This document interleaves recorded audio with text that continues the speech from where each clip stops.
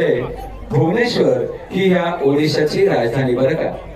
पूर्वेला बंगालचा उपसागर, पश्चिमेला छत्तीसगड राज्य, दक्षिणेला आंध्र प्रदेश व उत्तरेला झारखंड राज्य अशा अतिशय नयनरम्य निसर्ग संपत्तीचं धनी असलेलं महत्वपूर्ण राज्य म्हणजे हे ओडिसा राज्य.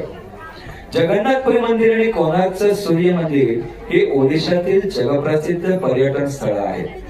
प्राचीन काळी या राज्याला कलिंग किंवा उत्कल अशी नावं होती, तर पुराणशास्त्रामध्ये या पुराणशास्त्रानुसार ओडिशाला श्वेतद्वीप म्हणूनही ओळखलं जात होतं.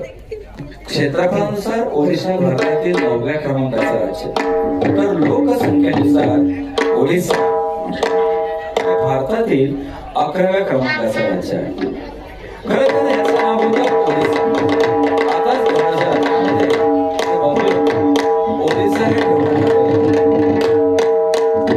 संबळपुरी नृत्य हे ओडिसाचं अतिशय प्रसिद्ध आणि पारंपरिक नृत्य आहे. या राज्याच्या संबळपूर भागाशी संबंधित असलेले हे नृत्य या भागातील सांस्कृतिक या नृत्याचा उगम शेती, निसर्ग सण आणि उत्सवांशी जोडलेला आहे बरं का. नर्तक त्यांच्या रंगीबेरंगी पारंपरिक पोशाखांमध्ये जेव्हा समोर येतात तेव्हा आपण देहभान हरपून जातो. ढोल, मादला आणि ताशा यासारख्या पारंपरिक वाद्यांचे ठसे या नृत्याला अधिक जोशपूर्ण आणि आकर्षक बनवतात. या नृत्यातील हालचाली अतिशय जलद, तालबद्ध आणि ऊर्जावान असतात.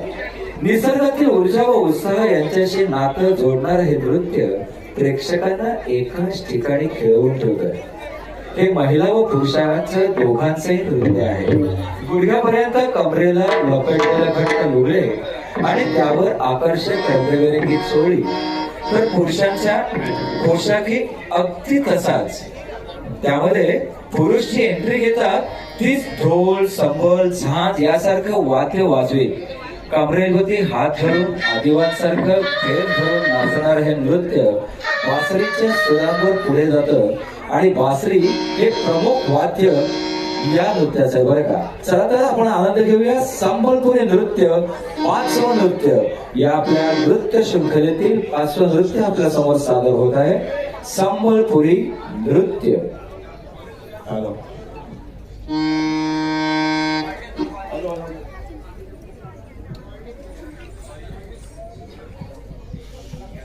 हॅलो